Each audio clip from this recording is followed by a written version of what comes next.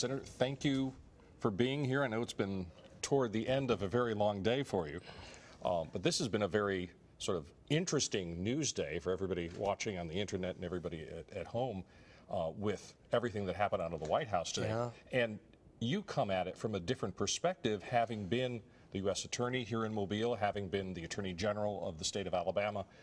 How do you regard what you heard today? Well, the president is very aggressive about using executive orders, and I think he's abused that power. Some of these things probably he can do legitimately and should do. Some of them may be questionable. I haven't had a chance to study it. But, you know, my experience, Bob, as a federal prosecutor, we've, I think, led the nation in prosecutions of criminals with guns. There are mandatory federal penalties if you carry a gun, even in a drug offense, 5 years without parole added to whatever other sentence you get. And it's helped drive down the use of criminals using guns, and it's brought down the murder rate. You know, our murder rate today is half what it was in 1980. And so some of this has been smarter law enforcement, tougher law enforcement. And I did check the U.S. Attorney statistics. Mobile, our district here now, is still, I think, #1 in the nation in a per capita prosecution of gun crimes, and we had that kind of record. But the Obama administration's prosecutions are down from Bush administration prosecution. So I guess all I'm saying is, how do you reduce gun violence in America? The most effective way, I believe, day after day, murder after murder, is focus on dangerous criminals and making sure that they are intimidated wherever possible from carrying guns, because once they get in a fuss and they got a gun in their pocket, somebody's liable to be dead. Was there anything in what the president said today that you could support? Well, we'll see. I mean, he's got the kind of background checks. It may be improved. I think that's got some potential. I really do think we need to look at this question of mental illness. Really. I've seen that in criminal prosecutions of all kinds. A certain number of the people that get in trouble with the law really have serious mental problems. But then so that can be focused on. It comes down to who funds that. Because very often it's an unfunded mandate that comes down. It is, and it's expensive just to provide treatment for everybody who has mental illness in an unlimited way. And a lot of our treatments, they're much better than they were 30 years ago. Psychiatric treatment today is more effective than it used to be. But even then, sometimes it's very hard to know how to help a person who's got a serious mental illness. So I do think that's got potential. Now, Marco Rubio came out and said that nothing that the president said today would have prevented what happened in Connecticut. That's my understanding, Bob. None of the proposals laid out would have changed that.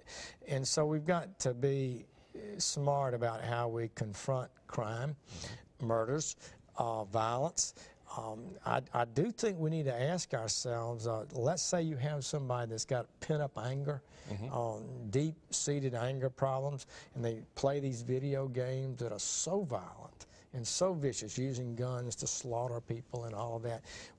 Does that have the potential to tip people off to create these mass shootings? Right. The president kind of gave that a pass today. He didn't really bring that up in what he was Well, he should. Of course, you know, Hollywood thinks that they have a constitutional right to do all this. Well, the gun owners believe they have a constitutional right to bear arms, and they do. So I think it's perfectly legitimate to focus on media violence, video game violence, as one of the things that we should look at. The failure to do that would be an oversight, I think. What about the ban on assault weapons that the president brought up? I've not supported the banning of assault weapons. The assault weapon is not the military weapon. The military weapon is a fully automatic. It qualifies as a machine gun. It's been illegal for many years. It has a very severe penalty. If you carry an automatic weapon, fully automatic weapon during a crime, it's 30 years without parole in addition to everything else. And I think the word's gotten out. Criminals are not using machine guns anymore. But the assault weapons that we see today are semi-automatic rifles configured to look like a military weapon, but they're not the same. So most rifles, hunting rifles, and even the revolvers at 6-shot, old Colt revolver, that won the West, those would qualify as semi-automatic weapons. And some of the proposed legislation would have banned 80% of the weapons today that are out there. Now, do you think any of this has a chance to fly? I know the Judiciary Committee, which you're a part of, is going to hold hearings at the end of this month, from what I understand. How do you think that's going to play? Well, we'll see. Senator Dianne Feinstein, she's going to be pushing that, and aggressively. Harry Reid has said he'll bring it up and find time for the Senate. He can't find time to pass a budget while we're going broke. We're on the road to California, and California's on the road to Greece. So we can't find time to do that. But he'll bring this up, and we'll have a debate about it, that's for sure. And maybe some improvements can be made. I hope so. Now, what about the criminal background checks? Very often there are gun shows, and there may be a background check within a gun show, but then there's nothing to stop somebody from coming out and trading a gun with somebody in the parking lot outside there. Yes, and that's been a practical problem. Like, do you have to have a background check to give your father's gun to your brother? Right. So we've not done that, and it's pretty impractical to do that. It'd be a major federal regulation on, I know people in cities that don't hunt and all, have no idea how guns are moved about, but they have serial numbers on them. They can be traced to a degree, and I think I don't think we need to go too far there, but you can perhaps improve that system. I think there might be some computer upgrades that could make that system work better, and to identify people who have mental illness could be picked up more effectively. Because I talked to some people in law enforcement who said their biggest fear is the lone wolf, the person who is a psychopath, who is mentally deranged, who doesn't consult with anybody else before he or she goes out and does this kind of thing. And how would any of what you heard today keep the guns out of the hands of that kind of person? It seems like it would be very difficult. Well, that's the point. The point is that people, what's in their heart and their minds and hatreds drive people to do these things, and you just can't keep people from committing violent crimes. They never have in the history of the world, and we won't now. So we've got to be realistic about how you can effectively do that. And there's a great tradition in this country of private gun ownership. The Constitution has been interpreted to be a personal guarantee right to you to have arms.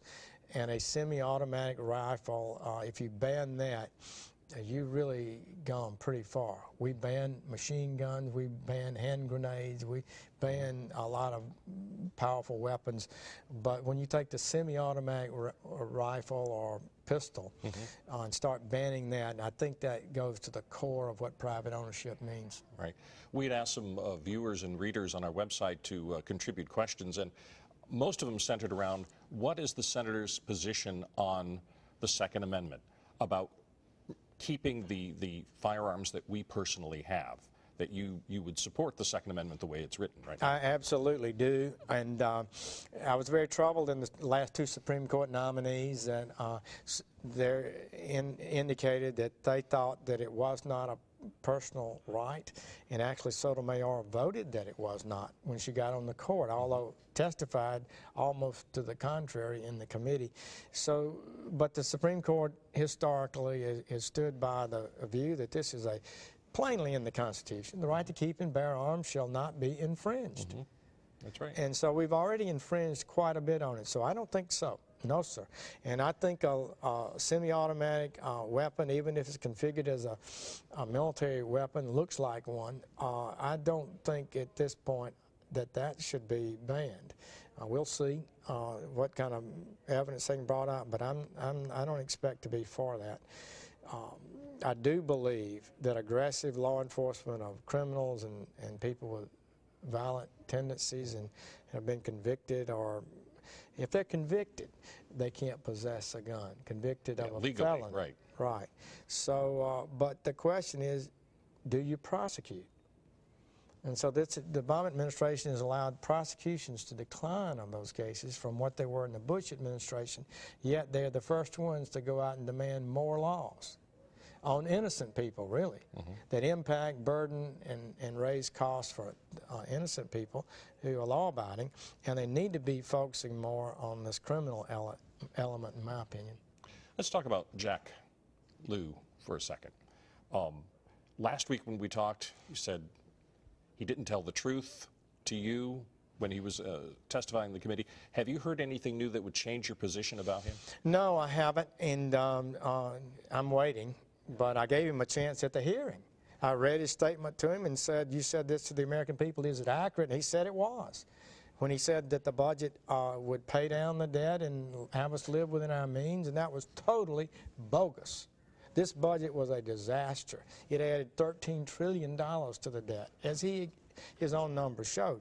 So I'm tired of it, Bob. I'm just telling you. When a person comes before an august Senate committee, is director of the Office of Management and Budget, and can't tell the American people that his budget comes not close to balancing, never pays down any debt, and says the opposite, I don't think he ought to be elevated to the #1 financial position in our nation. Do you think he's going to be confirmed? Well, we'll see. I think that this matter could grow some. I don't think a lot of our members of the Senate fully realize the dramatic nature of him producing a budget that did nothing to fix our debt or deficits, and then went out and said it did. I think we need to start holding people to account for it. We're in a world where people think they can just say anything, you know?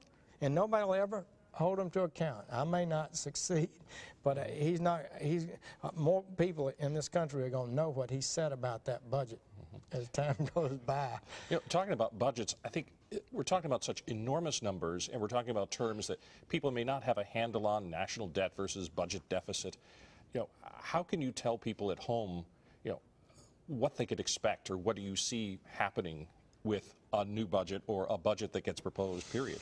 Well, the danger is that we'll go now with 1,360 some odd days without a budget in the Senate. The House has passed the budget, Republican House did, and President Obama attacked them because they actually reduced spending. Oh, this is horrible, while they wouldn't produce anything. And so I guess I was disappointed today to hear that the new chairman of the Budget Committee, Senator Patty Murray from Washington, has said, well, they probably won't have a budget this year. And you talked in the Wall Street Journal last month about everything being done in secret. Bob, this is where things are going. We're all 100 of us in the Senate, supposed to be equal, but 1 or 2 senators meet in secret with the vice president or the secretary of treasurer, OMB, Jack Lew, and then they reach a deal on the 11th hour, 59th minute, drop it down. If you don't pass this bill tonight, the country is going to sink into the ocean. And like lemmings, senators and congressmen are going out and voting for these things, and we've got to start saying no. It's kind of like the health care bill in a way. It is. That was done that way. The last Budget Control Act agreement 17 months ago was done that way, and it's not healthy. The American people should start demanding that we conduct our business in public. Let me ask you. Would this TV station complain if you found out that the school board or the county commission met in secret to discuss county business? Absolutely. Open meeting laws, right. I told the New York Times person that, you know, I said, my local people would complain that the school board did this. Why didn't the New York Times and the Washington Post, why aren't you guys complaining about these people meeting in secret? Why do you think they don't complain? Because they're used to it. They think that's business. They think that the Senate probably can't function, and this is the way smart people, clever people do things. And they drop them a few crumbs that they get to put in the paper and keep them happy, you know. Maybe I'm too hard on them, but I think they should be. I think good government people like the great newspapers and media outlets in Washington ought to criticize the secrecy that's going on. Speaking of the assault weapon ban, the proposed ban, the budget problems, do you want to run again? Yeah, well, I feel good. I feel like maybe I can contribute And so somebody asked me today about it, and I said, Lord willing, I felt like I would run again. It's several years away, but so, I'm thinking, like, it sounds like it's such an enormous headache, and you've served your time, certainly. It's like, why wouldn't you want to just say, okay, let's let somebody else try this? well, you know, you wonder about that. I don't have to have the job. It's not something I have to have. But I'm at a position where we've been able to do some things for Alabama that might not otherwise be the case. I'm third ranking on the Armed Services Committee, and I care about those issues, and I'm worried about where we stand with the Defense Department and funding for it.